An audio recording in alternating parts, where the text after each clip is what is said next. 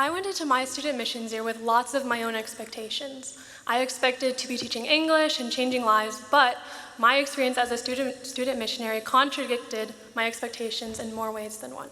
So my name is Kelly, and I got to serve in Puerto Rico this past year as an English and math teacher, and I loved it. It was so fun. So I worked with grades 2nd all the way up to 6th graders, which was so fun. Some of my favorite things that I got to do with my students were trash ball review games. We got to do math escape rooms. We got to do lessons outside when it was warm. And with my 5th and 6th graders, we even got to do real life Among Us every day, which was a lot of fun. You'll see on the screen maybe in a little bit. There's just some pictures of me and my students. But yeah, so that was a little bit of what we got to do in the classroom. But besides that, my students took it upon themselves to give me a plethora of nicknames during my time teaching. So a few of the nicknames that they gave me were Miss Calculadora, because I was a math teacher, so that translates to Miss Calculator. So they thought they were pretty clever with that one. Another one was Miss Licuadora, which means literally Miss Blender, which is kind of a random one. Another one was Miss Coffee, because my last name is Coffin. They felt pretty clever about that one too. And then there was another one that's a little bit more random. So it came from one of my 2nd graders, and I was teaching English to them, and I had on a green shirt and black pants, nothing like special, nothing out of the ordinary. But for my 2nd grader, it reminded him of Monsters, Inc. And so he dubbed me Mike Wazowski, and that kind of stuck with the 2nd graders, except they wouldn't remember it, and so it would be like a few weeks would pass, and then he'd say it again, and then they would die of laughter. It was the funniest thing for them. So Mike Wazowski, Miss Wazowski, it was a whole thing with them. So the kiddos were a handful, but it was a lot of fun. You could always count on them for a laugh. So that's a little bit of an overview of what my year looked like teaching. And you'll also see in one of these pictures, I think we had a Dr. Seuss Embellico Day, so you would dress up as a Dr. Seuss character, and I dressed up as Cindy Lou Who, so that was one of my favorite moments that we got to do too. But I don't feel like I can adequately or honestly represent and share my student missions year by only sharing these happy, fun moments that I got to have in the classroom, because there were a lot of hard moments as well. Something that I really struggled with going into my student missions year was the language barrier. I fully expected, I've taken a couple of classes here at Andrews, I took a conversational Spanish class. I expected it to be a little tricky at first, but the reality is that I was not ready for what happened. So for me, the struggle was just understanding what people were telling me, being able to communicate what I needed my students to do. And so it was really frustrating for me. I really want to be able to tell people what I need from them, and that was something that was really a struggle for me. So I'll share a little story to help you guys understand what this language barrier kind of looked like for me. So I was watching the 1st and 2nd graders during their snack time. So we weren't actually doing a lesson, but they were having their snacks, and a little boy comes up to me, and he's like, "Miss Kelly, can I eat a banana?" And I'm like, "Yeah, it's snack time. Yeah, go ahead, eat your banana." And he's like, I can eat my banana? I'm like, "Of course, it's snack time. I hope it's a good banana, enjoy it." And his eyes light up. He darts out of the room, runs to the playground that's outside, and I'm like, oh, he was not asking to eat a banana. He was asking to go outside and play and have more recess. So I had to go back outside and tell him, "Hey, we're actually not gonna have more recess right now. I'm sorry, that was my bad. I misunderstood." And so, as you can understand, the classroom management was a little bit of a struggle. But this barrier, this language barrier, actually was able to become a point of connection for me and my students, because I was learning Spanish and they were learning English. So it really allowed us to be able to relate on that level, on a deeper level that we wouldn't have had otherwise. So that was really cool. And even my students, they decided that it was going to be their job to teach me Spanish. So I had a couple of 5th grade girls that during their lunchtime, their recess, they would come in and they would teach me a Spanish lesson on the board. They would teach me new vocab. It was something that they really enjoyed. They enjoyed getting to teach the teacher, so that was a lot of fun for them. So while the language barrier did still exist, it also created this unique opportunity for me to relate to my students on a deeper level that wouldn't have happened otherwise. So these connections that I formed with my students really just opened the door for me to learn some important lessons from them as well. So I'm going to share 3 of the lessons that my students taught me. Lección número 1, lesson 1. Jonalis taught me that it's okay to laugh at yourself. So during one of my math lessons with the sixth graders, I was just trying to explain something to Jonalis, and I said the word pero, but I said it more like pero, and both of us kind of just looked at each other and were like, that's not how that word's supposed to sound. And we just knew in that moment that I had pronounced it wrong. And we just started laughing. It was the funniest thing for us, and it soon became this little inside joke that we could joke about. And again, what was initially a barrier was able to become this point of connection for us. So I encourage you guys, the next time you make a mistake or something doesn't go how you had planned to, instead of beating yourself up, just laugh about it. It's a lot easier. Lección número 2, lesson 2. Pablo taught me that you never really know what someone is going through. Pablo was one of those students that really just gives you a run for your money. He was relentless. He almost every day decided that it was a good time to throw hands in the most literal sense of the phrase. So when I was trying to explain the difference between singular and plural nouns, he was trying to fight the kid next to him. So you can understand how this might be an issue in the classroom. So it was complaining, it was not doing the work, it was screaming at me, at students. He was a lot. And so I was really struggling to just connect with him and to be able to really, have that relationship with him. But it was about second semester, and I was talking with one of the other teachers about him, and we just got started talking, and it came up his home life and what that looked like, and the reality that he was facing at home, that there was just a love deficit. He was not getting the love and the care that he needed at home. And in that moment, I felt awful because I had my own assumptions, my own reasons for why he was acting this way. Maybe it was the ADHD, maybe he has oppositional defiant disorder, maybe he just doesn't want to be here, maybe it's this, maybe it's that. But without the context of being able to understand where he's coming from, what he goes back home to at the end of the day, what he's coming from at home, it doesn't matter what I thought it was. It doesn't matter what I thought the problem was, because everyone's going through something. The people you sit next to right now, the people in class, your professors, there's always something that you don't know and you maybe never will. So it's just a reminder to treat everyone with love and compassion. Lección número 3, lesson 3. Alejandro taught me the power of listening.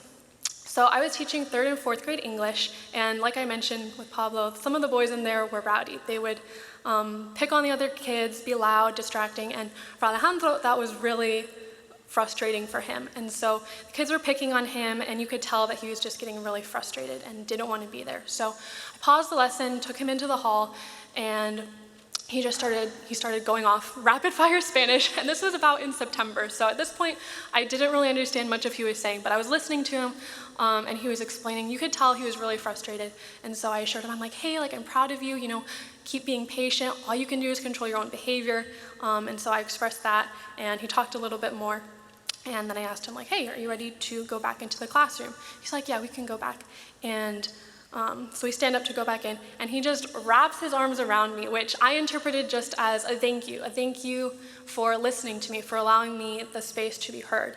Because really, my role that I played in that interaction with him was very small, but the power of being a listening ear is undeniable. So I encourage you to look around you and see who can you be a listening ear to today. So to bring this all back together, my expectations for this year were that I was going to go to Puerto Rico, I was going to teach English and make a difference in the community that I served. But the reality is that my students changed me and impacted me more than I ever could have imagined. So I went into my year expecting to change lives, but my life was the one that ended up being changed the most. So as student missionaries, you'll go out and hopefully have a lasting impact where you are. But the reality is that you will have an amazing, unique experience that will change you. So you'll be provided with new perspectives and new experiences that you won't get anywhere else. So I encourage you guys, go serve, be a student missionary, it's worth it. And the next person you'll be hearing from is the one and only Isaac Soli.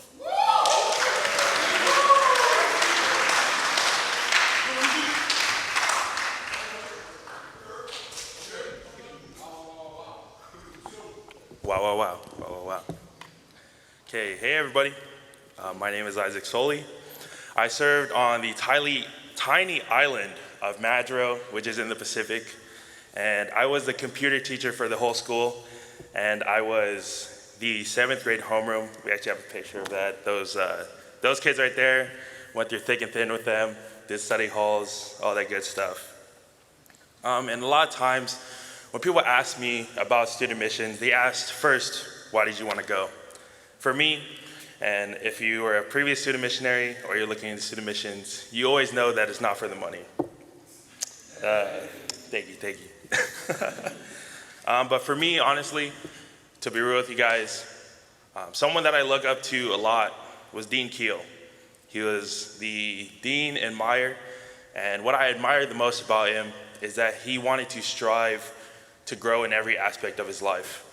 And that's something that I wanted to take on for myself. I wanted to grow as a person because what I noticed is that being here in my second year, I realized that I was getting a bit stagnant. I was spiritually, academically, emotionally, immensely just lacking in all of my aspects of my life. And I felt like the best way in order for me to do that was to go out, get out of my comfort zone, and break through, in a sense, and really venture into a part of my life that I haven't explored before. Growing up, I moved around a lot. My dad's a pastor, so I went to about 3 different schools. I went to a lot of different churches, right? And so what comes with that is adaptability. And so what comes with adaptability when you start to move around a lot is you start to get comfortable really, really quick, right? And so that contributed to me kind of growing stagnant in my life when it came to Andrews. And then I met Corey Johnson, the one and only, you know. I was talking to him and he told me about this thing called student missions, right? Once he talked about it a little bit more, I realized that student missions was the avenue that I wanted to take in order to grow as a person. And it was through service that I would be able to grow the most.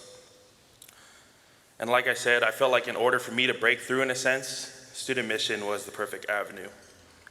Like for me, when I think of service, when I think of missions, right, it's dedicating yourself to something that is much larger, something that is outside and beyond yourself, whether it's community or whatever entity. And I felt like, although I really wanted to do this one thing, there's definitely a lot of things holding me back, right? For me, I think of community, right? I come from a culture that takes a lot of pride in creating community, right? I come from a culture where proximity and community is everything. Being present with someone, that's life right there. And so what comes with that is that I was very nervous about actually going out. I was afraid that once I left, that I wouldn't be in the same community, the same proximity that I was most familiar with. But I came to the realization after talking to my family, my community, that I had this precious thing, right? This piece of myself that I could bring this community to somebody else and share that community with them and be able to have them experience the community that I know and that I love. And so when I think of community, I think of the people that I went with, right? The year out there, it wasn't all sunshine and roses, it wasn't a walk in the park. I could confidently say that it was one of the hardest years of my life.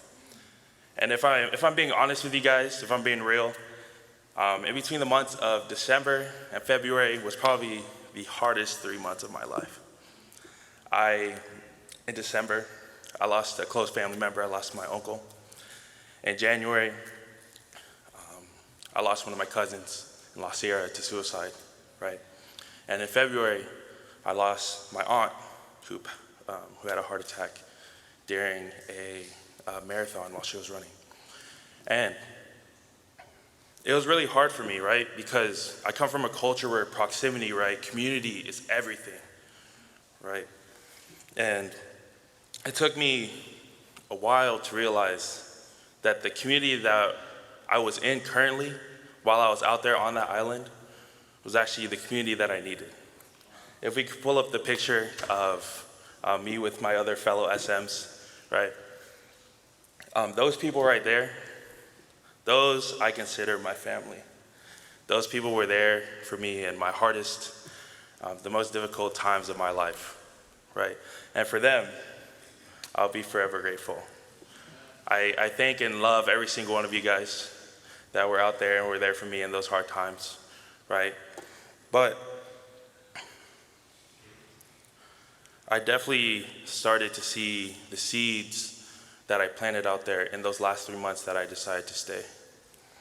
It was after those 3 months that I definitely debated on leaving. Tila bought my plane ticket home because it was such a difficult time for me. But those people were there for me in those last 3 months and really helped carry me onto finishing my student missions year. And like I said, right, what I wanted to get out of this year was growth. And what I came back with from that year was a sense of direction and a sense of purpose. But then also what I learned is that everybody has a capacity to serve. Every single person, every single buddy in this room, in this world, we have this community that we belong to that we can share with others, to bring others together, to carry one when one needs it, right? To laugh together, to smile together, to cry together, right? And when I think of the capacity to serve, right, a lot of times we look towards adults, we look towards teenagers. But for me, there's this little kid out there. His name was Tobin. We actually have a picture of him.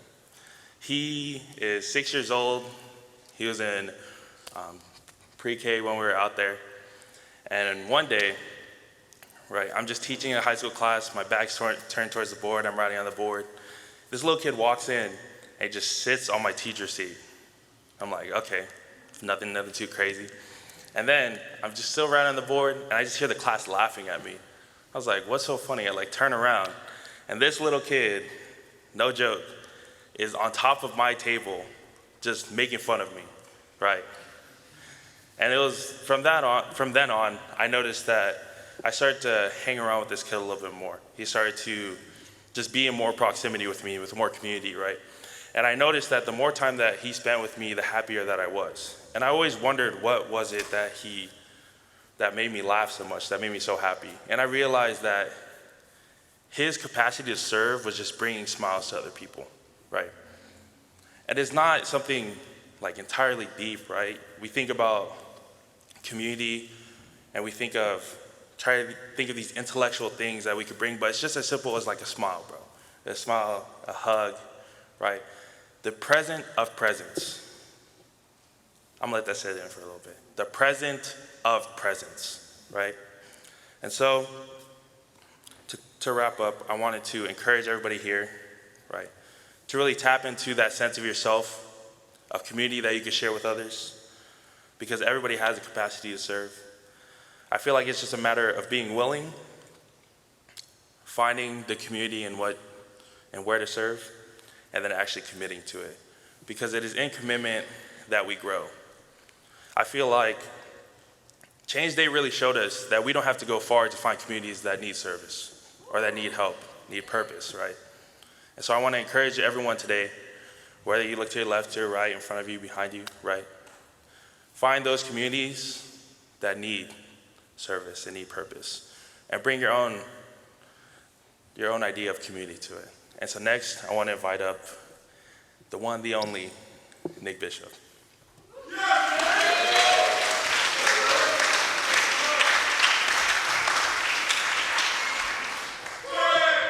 Thank you, Moses. Hello, so I'm Nick Bishop, like you guys heard from Isaac. It was a beautiful story, and Kelly, thank you. I'm one of your guys' student mission chaplains this year. And so what we're gonna do today, what I'm here for is to define what missions is, at least to me. When most people think of missions, they think of a couple things, they think of Bible studies, some sort of door-to-door evangelism, baptisms, or Palau. And for me, that wasn't the case at all. So, as we heard Chap Jose talk about last week, he mentioned this idea, this word, cariño, and not only in honor of Hispanic Heritage Month, I'm a very proud Latino, but this word cariño that Chap Jose mentioned is these two words, love and affection, it's a Spanish word for love and affection. And it's hard for me to explain this with words, so I'll give you guys a couple of examples. The first and the biggest example of cariño in my life is definitely my mom. Her giving me life is God's biggest act of cariño and blessing that he's given me. she would probably say that God's cursed her with, but I think it's just a joke. But anyway, so for example, my mom worked really hard growing up. There's 4 of us, kind of 5, depends who's asking. Later on, there's 5 of us. And she did it all by herself. And so there's one point where she's working really hard. She has 2 jobs. I think I was like 10 years old. It was my birthday. And I remember no matter how hard she was working, she always made sure that her kids had whatever food she wanted within reason and the budget, of course. So she's there, and I remember she brings me this plate, and she's like, aquí está la milanesa tuya de pollo. It's like this Argentinian plate, and mi querido hijo. And like her dear son, here is this Argentinian plate for her birthday. And at the time, I was just so hungry. I ate it all, and I look back on life, and I'm realizing like how hard she was working, and she still made it such a point that her kids knew that we were the most important thing in her life. So another example of cariño is I had a friend in high school. This guy, his name was Cody. So because my mom worked hard and I didn't have a car at this time, this guy was like my ride to school. So he'd give me rides to basketball practice, to basketball games, to school, back to school. If I was hungry, his pantry was open. If I needed somewhere to sleep, his house was open. And this guy, everything he did, it was cariño. He was always ready to defend me too. Like if we were playing basketball, somebody wanted to fight. He would always do these things with his arms, like he was ready to fight if somebody tried to fight me. And it was just somebody trying to defend you, your friends defending you, to me is an act of cariño. And then another beautiful example of cariño, I don't know if you guys know Berta. She used to cook in the CAF upstairs last year. She'd do like this Hispanic food. It was the highlight of the CAF for sure. Now she works at the gazebo in the mornings. And so when I walk into the gazebo after a brutal 8:30 biochem, I see her, she sees me, I just want my yogurt parfait and I want to go back to my room. And I see her and she sees me and she's like, mi amor, buenos dias. And she talks to me with such cariño, such love, and it means the world to me. And so, I went to Honduras. These are some pictures from Honduras. And so I wasn't in Palau. I didn't give Bible studies. I didn't baptize anyone. But what I did do for sure was I gave a lot and I received a lot of cariño. And that kind of plays in that missions to me is cariño. For example, there's this girl. You'll maybe see her if you go back a couple pictures. She's 10 years old. She's the youngest of 6 siblings, of 6 sisters, her. And she is like the queen of Honduras, but she also is like the diva of Honduras. She would come up to me sometimes, she'd look at me, like give me this attitude, stare at me, and I'm just like I just worked hard. So like as I was in Honduras, I did a lot of things. That's her as well. So I taught English, Spanish, reading, math. I cooked, I cleaned, I did a lot of maintenance, I welded, I did a lot of things.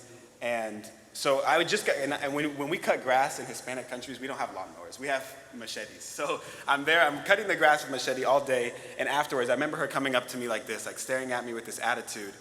And she was like, why haven't you played with me yet today?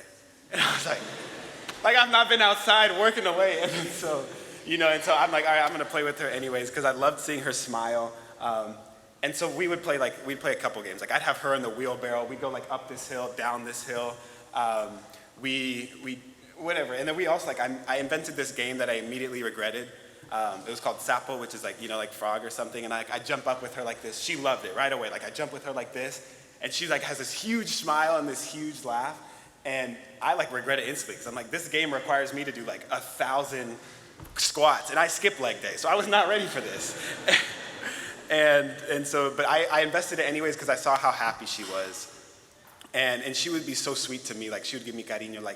If I was sitting there, I was tired from working, I'd lay down on the porch, just try to get 5 minutes of a little nap. And she'd come up to me, she'd rest her head. She'd be like, te quiero, Nico. And I love you, Nico. And it would mean the world to me to hear that. Another example of how I gave cariño was one of my guys. He was one of the older guys there at this children's home. So in Honduras, it's a children's home / orphanage. We call it a children's home of 50 kids that come from all sorts of situations. And one of the older guys there, we talked. We would play, soccer and stuff like that. We'd get to know each other. We got along really well. I would take him to go eat sometimes. We'd share parts of each other's story, the good parts, the bad parts, and we started getting closer. And so I'm there with him one day, and I'm sharing part of my story. The part that pertains to one of the friends that I had told you guys about, Cody, that would take me to school all the time, that would tell me every time like he dropped me off, he'd be like, you know your family, like, you know, I call you a brother. And it was hard because one day, like April 1st, 2020, it's like as the pandemic was starting, I get like a call and a bunch of messages that said that Cody had passed away. And it was like, oh my gosh, it broke me. And I'm there like being vulnerable with you guys, I'm being vulnerable with him, I'm telling them the story. And as I tell him this, he's like, me too. And I was like, what? Like, how do you like me too, like in this story? Like, I don't know, like, how does that work like that? And then he explains that somebody that was like his brother to him too, he also lost. And how he was there, he was alone and he was broken. And it was super rare because if you guys know, like, first of all, it's hard for men to be vulnerable with each other, but especially Hispanic men. So seeing two Hispanic men in the middle of Central America being vulnerable like this is rare. And we saw it, and now it's like, I consider him like a little brother. Like, I talk to him as much as I can. But I noticed that after we had this interaction, like, he was, like, I noticed he was inspired a little bit. Like, he would talk to me and he would be like, yo, so, if I want to study this one day, if I want to go do this one day, like, what could I do? And then he would tell me, he's like, Nico, when I'm rich, we're going to go to France, we're going to go to Italy. And I was like, take me, please. Like, you know, I want to go. And I was inspired by him, and I noticed that we were getting inspired by each other. And so I noticed, like, as I'm investing cariño into them, they start to give it back to me too. For example, I don't know if you could go forward, or actually back a picture or two. Back, one more maybe? One more? This one, okay. So right there is like the entrance to the Hogar is what they call it. And there's like the coconut trees there, and one day there's like 25 of us like sitting there talking. Two of my friends that had also grown up there had came there to play soccer and just hang out. And so they were just kind of talking, hanging out, and just to give you guys like a background. So we're there like on the side of the coconut trees, and then one of them asks, is like, he like looks at me and he goes like this, like, you know, this kind of like means like, are we gonna play soccer or what? And then so I was like, you know, and the pelota, like, where's the ball?